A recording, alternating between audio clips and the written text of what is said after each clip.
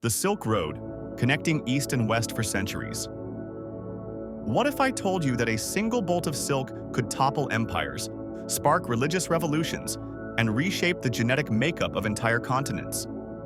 Picture this. A caravan of dust-covered merchants emerges from the swirling sands of the Taklamakan Desert, their camels laden not just with precious goods, but with ideas that would forever change the world. Among them walks a young trader clutching a small pouch of black powder, an invention so revolutionary it would render castle walls obsolete and alter the course of warfare forever. This wasn't just commerce. This was the ancient world's internet, connecting civilizations across 4,000 miles of treacherous terrain. The Silk Road wasn't actually a single road, nor was it primarily about silk. It was a vast network of interconnected trade routes that functioned as humanity's first global highway system, weaving together the fates of empires from Rome to China for over 400 years. But calling it merely a trade route is like calling the Renaissance merely some art classes. It fundamentally misses the revolutionary scope of what actually transpired. The story begins in 138 BCE when Emperor Wu of Han China dispatched Zhang Qian on what seemed like a routine diplomatic mission. Zhang Qian was supposed to forge an alliance with the Yuezhi people against their mutual enemy, the Xiongnu nomads. Instead, he stumbled upon something far more valuable than military alliances. He discovered that the world was far larger, more diverse, and more interconnected than anyone had imagined. When Zhang Qian returned after 13 years of adventure, capture, escape, and exploration, he brought back tales of magnificent horses that sweated blood in Fergana, of bustling markets in Sogdiana, and of distant lands where people wore strange clothes and worshipped unfamiliar gods. More importantly, he brought back proof that there was enormous demand for Chinese goods in these far-off places, and equally valuable products flowing in the opposite direction. The Chinese had always prized their silk, so much so that revealing the secrets of silk production was punishable by death. But they had no idea that this lustrous fabric, which they considered beautiful but commonplace, was literally worth its weight in gold in Rome. Roman senators draped themselves in Chinese silk so fine, it was described as woven wind, while their wives adorned themselves with pearls from the Persian Gulf and spices from India that had traveled the same routes. The true heroes of the Silk Road weren't emperors or generals, they were the merchants. These weren't your typical shopkeepers. They were part entrepreneur, part explorer, part diplomat, and part warrior. Consider Sogdian traders, who became the undisputed masters of Silk Road commerce. Originally from what is now Uzbekistan, they established trading colonies from Constantinople to Beijing, creating the world's first multinational business network. The Sogdians didn't just trade goods, they traded languages, religions, and ideas. They were polyglots by necessity, often speaking 6 or more languages fluently. Their letters, discovered in watchtowers along the route, read like ancient emails discussing everything from fluctuating silk prices to family gossip, revealing a surprisingly modern business mentality operating 1,500 years ago. But here's where the story takes an unexpected turn that would make even Hollywood scriptwriters envious. These merchants didn't just transport goods, they accidentally became the vectors for one of history's most devastating pandemics. The same routes that carried precious spices and silk also carried the bubonic plague from Asia to Europe in the 14th century, killing 1/3 of Europe's population.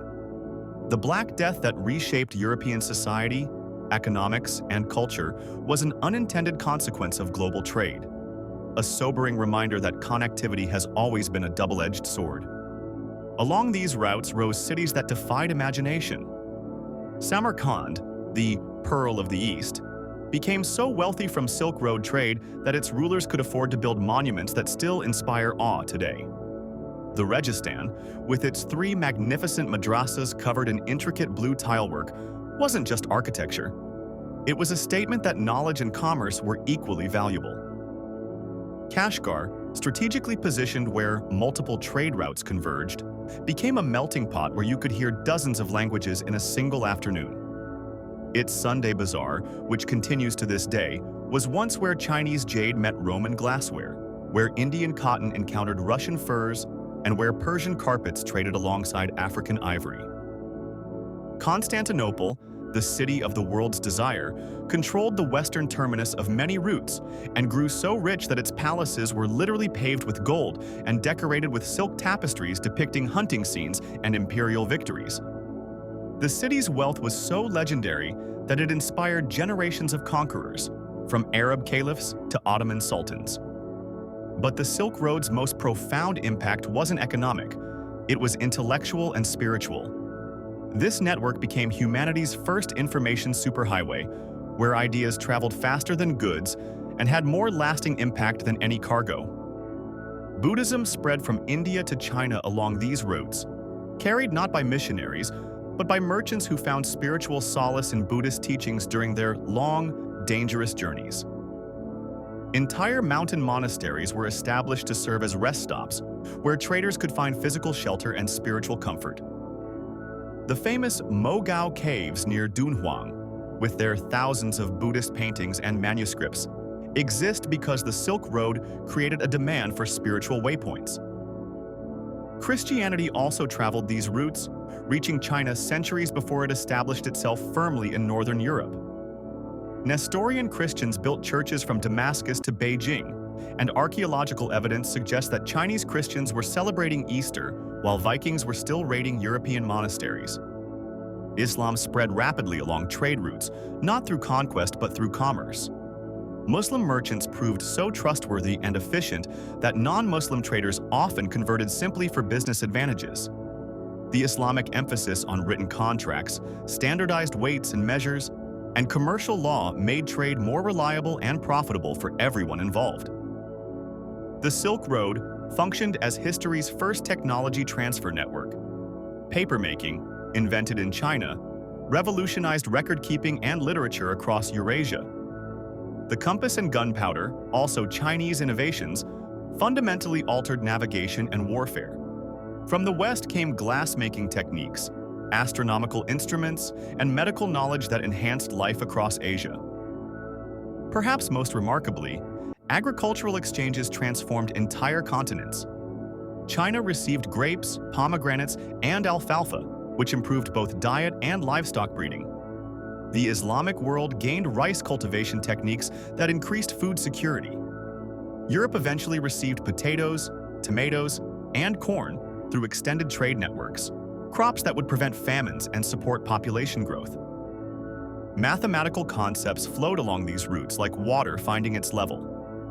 Arabic numerals, originally from India, reached Europe via Islamic merchants trading along Silk Road routes.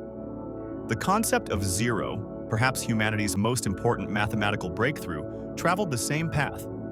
Without these mathematical tools, the European Renaissance and subsequent scientific revolution would have been impossible.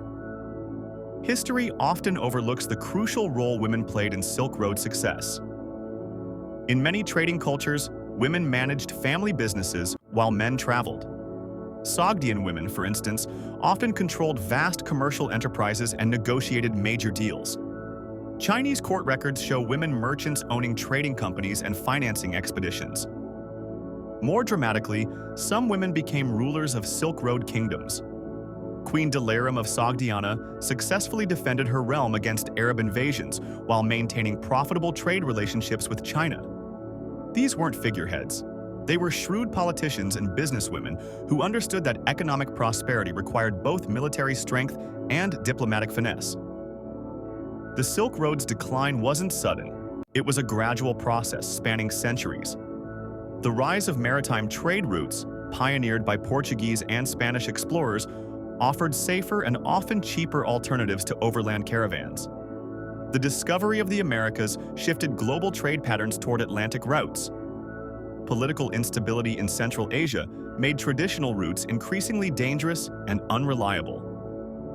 The final blow came from an unexpected source. The Ottoman Empire's control of traditional routes to Asia motivated Europeans to seek new paths to Eastern goods. Columbus's voyage to find a western route to Asia was directly motivated by Ottoman control of Silk Road terminals. Ironically, the same desire for Asian goods that created the Silk Road ultimately led to its replacement by oceanic alternatives. But here's the twist that brings our story full circle into the modern era. Today, China's Belt and Road Initiative explicitly invokes Silk Road imagery and ambitions, proposing to invest over $1 trillion in infrastructure connecting Asia, Europe, and Africa. Modern container ships carry more goods in a single voyage than entire Silk Road caravans managed in a year. Yet the fundamental human desire to connect, trade, and exchange ideas across vast distances remains unchanged. The ancient Silk Road's DNA lives on in our modern global economy. International business practices, from letters of credit to commodity exchanges, trace their origins to innovations first developed by Silk Road merchants. The concept of free trade zones originated in Silk Road cities like Bukhara and Samarkand, where foreign merchants received special privileges and protections. Even our modern understanding of cultural exchange bears Silk Road influences. The idea that trade naturally promotes mutual understanding and peace, a cornerstone of modern international relations theory, was first tested on the steppes and deserts between East and West. The Silk Road proved that people of different languages, religions, and cultures could cooperate for mutual benefit, creating prosperity that exceeded what any single civilization could achieve alone. The Silk Road's greatest lesson isn't about commerce or conquest, it's about human adaptability and the irrepressible desire to connect. Those merchants who risked everything to carry a bolt of silk across hostile deserts weren't just seeking profit, they were participating in humanity's greatest experiment in global cooperation. Their legacy surrounds us. Every time you use paper, enjoy a glass of wine, or solve a mathematical equation using Arabic numerals, you're benefiting from Silk Road exchanges. Every GPS device uses technology conceptually descended from Chinese magnetic compasses. Every international trade agreement echoes contracts first written in Sogdian script. The Silk Road ultimately reveals a profound truth about human civilization.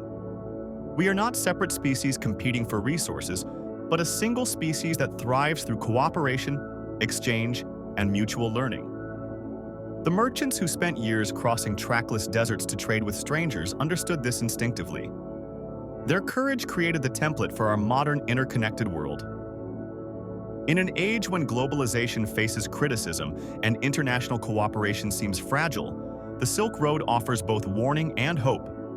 It demonstrates that global connection can spread both prosperity and plague, that cultural exchange can enrich societies while also disrupting traditional ways of life. But it also proves that human beings, given the choice, will choose cooperation over conflict, trade over war, and mutual enrichment over zero-sum competition. The Silk Road was never really about silk, just as our modern global economy isn't really about any single commodity. It was about the fundamental human recognition that we are stronger together than apart, that diversity creates opportunity, and that the journey toward understanding is always worth the risks involved. Those dust-covered merchants emerging from the desert weren't just carrying goods, they were carrying the future.